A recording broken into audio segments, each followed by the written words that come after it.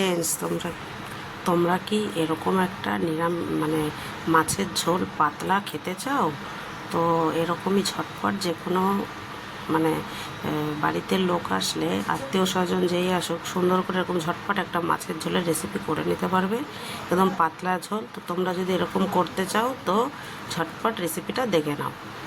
তো চলো তাহলে রেসিপিটা শুরু করা যাক। হাই ফ্রেন্ডস, তো দেখো আজ আমি বানাবো পেঁপে, সজনের ডাঁটা আর আলু দিয়ে মাছের ঝোল পাতলা। তো দেখো আমি কিন্তু মাছটা ভেজে নিয়েছি, এখানে কটা মাছ ভেজে নিয়েছি, এটা আমার লাস্ট পিস। তো মাছের মাথাগুলো ভেজে নিয়েছি। মাছ ভাজা দেখানোর কিছুই নেই, সবাই পারো হলুদ লবণ মেখে করে নিতে। এবার মাছটা আমার ফ্রাই হয়ে গেছে, আমি কিন্তু মাছটাকে নামিয়ে দেবো।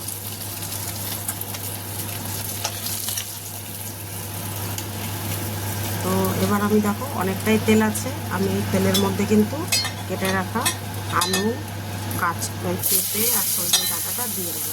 এটাকে ভেজে নিতে হবে একটু ভালো করে, লাল লাল করে।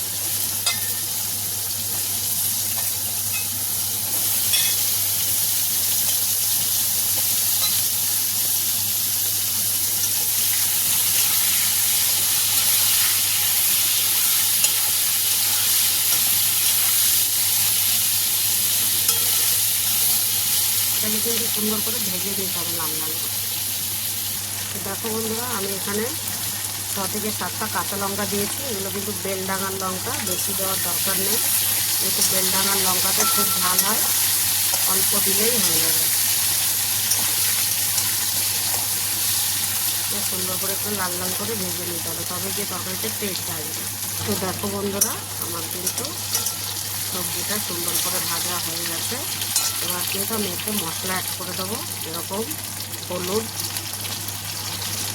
হলুদটা পরিমাণ মতন, জিরের গুঁড়ো,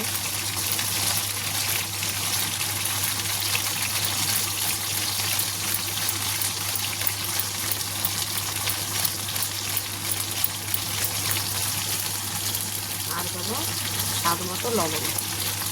লবণটাও কিন্তু তোমরা তোমাদের পরিমাণ মতো দেবে।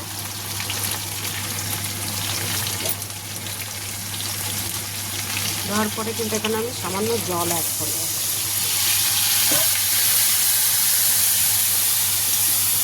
দেখো, যাতে মশলাটা পুড়ে না যায় আর সুন্দর করে এর সাথে মিক্স হয়ে যায়।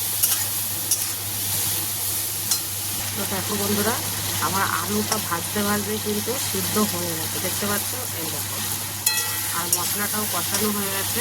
এবার কিন্তু আমি এর মধ্যে জল দিয়ে দেবো,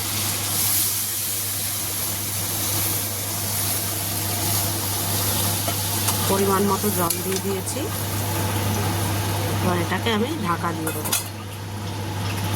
দেখো বন্ধুরা, আমি ঢাকনাটা নামিয়ে দিয়েছি। আর কিন্তু আলু তো আগে সিদ্ধ হয়েই গেছিলো, দেখো আলু পুরো সিদ্ধ হয়ে গেছে। এবার আমি ভেজে রাখা মাছগুলো সব দিয়ে দেবো।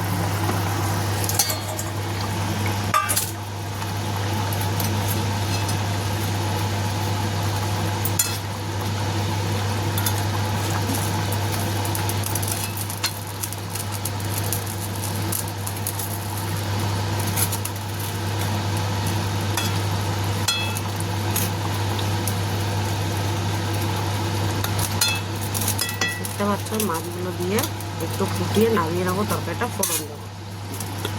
তো দেখো বন্ধুরা, আমি মাছটাকে নামিয়ে নিয়েছি, মানে ঝোলটাকে।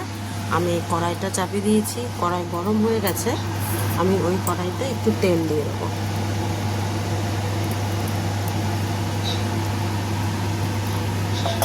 সামান্য তেল দিয়ে দিয়েছি। তেলটা গরম হলে আমি এতে গোটা জিরে দিয়ে দেবো। তো তোমরা দেখতে পাচ্ছ তেলটা গরম হয়ে গেছে, আমি কিছুটা জিরে দিয়ে দিলাম।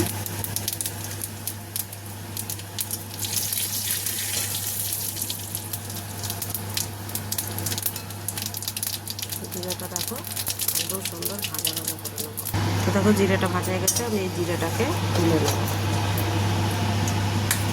তুলে আমি সাইডে রেখে দিলাম। আর সামান্য একটু জিরে দিয়ে দিলাম, আর দিয়ে দিলাম দুটো তেজপাতা। দেখতে পাচ্ছ, জিরে তেজপাতা দিয়ে আমি এবার তরকারিটা এতে দিয়ে দেবো। তো দেখো বন্ধুরা, আমি কিন্তু মাছের ঝোলটা দিয়ে দিয়েছি, পুরো একটু ফুটিয়ে নিতে হবে। আর এখানে যে জিরেটা আমি রেখে দিয়েছি, আমি এরকম একটা ছোট একটা কিছু সাহায্যে এটাকে একটু ম্যাশ করে নেব। এটা কিন্তু এক ধরনের হামলদিস্তা বলে, ছোট টাইপের। আমি এটাকে এরকম এরকম করে এটাকে ম্যাশ করে নেব।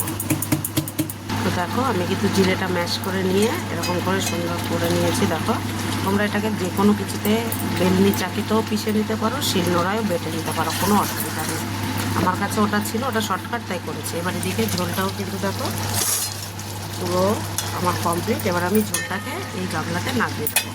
তো দেখো বন্ধুরা, আমার কিন্তু তরকারিটা হয়ে গেছে একদম সুন্দর। ভালো লাগলে অবশ্যই লাইক, কমেন্ট, শেয়ার, সাবস্ক্রাইব করতে একদম ভুলবে না। ভালো থাকো, সুস্থ থাকো, আর ভালো ভালো রেসিপি রান্না করে খেতে থাকো। Good bye.